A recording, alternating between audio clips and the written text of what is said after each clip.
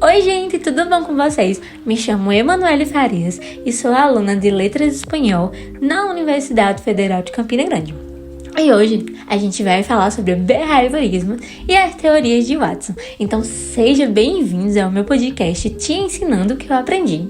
Mas primeiro, precisamos saber o que é behaviorismo. Behaviorismo é uma área da psicologia que estuda o comportamento humano e animal, com base nas observações das ações. O termo behaviorismo vem do inglês behavior, que significa comportamento. Essa teoria ela busca entender como as pessoas e os animais se comportam em relação ao ambiente a qual ela está inserida, também visando entender o comportamento das suas atitudes, tendo em vista os contextos sociais e o espaço ao qual ela está integrada. O behaviorismo ele surgiu ali no final do século XIX para o início do século XX e ficou conhecida como uma referência para a psicologia. Teve seu início desenvolvido por John Watson, que defendia o estudo do comportamento observável. Ele dizia que a psicologia deveria focar nos estudos do comportamento, que é real e objetivo, e é sobre algumas das suas teorias que vamos falar hoje. O Watson ele defendia a ideia de que não nascemos com determinados comportamentos, como medo, raiva, ansiedade, ou seja, padrões de comportamento. Ele dizia que a diferença quanto à capacidade da personalidade são simplesmente diferentes do comportamento aprendido. Ou seja, o potencial e a forma como pensamos, sentimos, agimos, varia de acordo com aquilo que fomos ensinados. Em uma das famosas frases que ele disse, ele fala o seguinte: "Dê-me um bebê e eu farei dele o que quiser, um ladrão, um juiz, um pistoleiro ou um médico." Também ele fala: "Não haverá limites para aquilo que virá se tornar uma pessoa devidamente condicionada." Agora você pode estar pensando, o que é condicionamento? Vou te explicar. Quando estamos lá, fazendo algo de forma repetitiva e tendo um estímulo para fazer aquilo, para realizar aquela determinada atividade, que vai obter um resultado. Isso na psicologia vai se chamar condicionamento. Quando eu ouvi isso pela primeira vez, lembrei da forma como eles ensinam o elefante a dançar. Eles colocam um elefante, em cima de uma chapa de ferro e em seguida eles colocam uma música para tocar.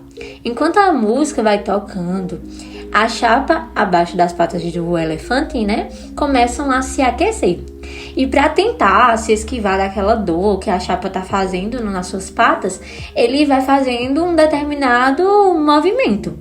A música para o elefante tem um condicionamento neutro, ou seja, não tem nenhuma reação vinda dele. Se você for colocar uma música para tocar do lado de um elefante ou até de qualquer outro animal, ele não vai ter nenhum movimento, porque o elefante ele não entende que aquilo é uma música e que aquilo vai levar ele a fazer uma agitação no seu corpo, um movimento como a dança. Mas, ao fazer aquilo com a chapa esquentando debaixo da sua pata, todas as vezes que ele for colocar da música e aquecer a chapa, ele vai fazer aquele movimento. E vai chegar um tempo que ele não vai precisar mais que a chapa aqueça debaixo das suas patas. Só em tocar a música, aquele elefante vai lembrar daquele movimento e achar que vão aquecer a chapa debaixo das suas patas. Trazendo isso para o termo psicológico, do que o Watson queria dizer. A música, no início, ela tinha um comportamento neutro, como eu falei. Ela não iria ter nenhuma reação. Mas a chapa no seu pé, ele já tem um condicionamento. Ela vai querer se esquivar, ela vai querer se defender daquela dor, se proteger daquela dor, Então, ao longo do tempo, algo que não era condicionado, que nem tinha uma resposta, vai começar a ter durante um tempo por conta da associação que ela vai ter com o condicionamento, Ou seja, com aquela chapa, no exemplo do elefante. Então, a música ela se torna um estímulo, ou seja, algo que vai fazer aquele elefante dar uma resposta. E a resposta é o quê? A dança. Esse estudo ele não se aplica somente a animais. O Watson mesmo ele fez experimento com vários bebês, expondo ele à situação que para algumas pessoas geraria um medo e um desconforto. O pequeno Albert, como ficou conhecido, que foi um desses bebês que o Watson fez o experimento, ele foi colocado junto a alguns animais, mas em destaque foi um rato. E esse rato, para aquela criança, ele não teve nenhuma reação. Ele não teve medo, não teve reação alguma em relação àquele animal. Mas eles colocaram o rato junto com um barulho alto. E todas as vezes que colocavam um rato, eles tocavam aquele barulho alto. E para Albert, ele ficava tinha uma resposta negativa, ele se incomodava com aquele barulho. Então, todas as vezes que colocavam um rato e colocavam um barulho junto, eles ficavam incomodados com aquele barulho. E ao repetir isso várias vezes, ele começou a ter medo do rato. Não só de rato, né? Mas de todo animal de pelúcia que colocava junto do pequeno Albert, ele ficava com medo e ele associava aquele barulho. Então ele se sentia totalmente incomodado e não gostava de nenhum dos animais de pelúcia. Mesmo que não tivesse aquele barulho do lado dele, ele ficou com medo daquele rato. Então todas as vezes que ele só olhava, não precisava nem tocar nada do lado dele, ele já tinha gerado medo nele. Antes ele não tinha medo, não tinha uma reação em relação àquele animal. Mas a partir do tempo que foi tocado o barulho ao seu ouvido que incomodava ele, começou a gerar nele o medo. Podemos concluir que essa teoria de Watson e esses experimentos foram um sucesso.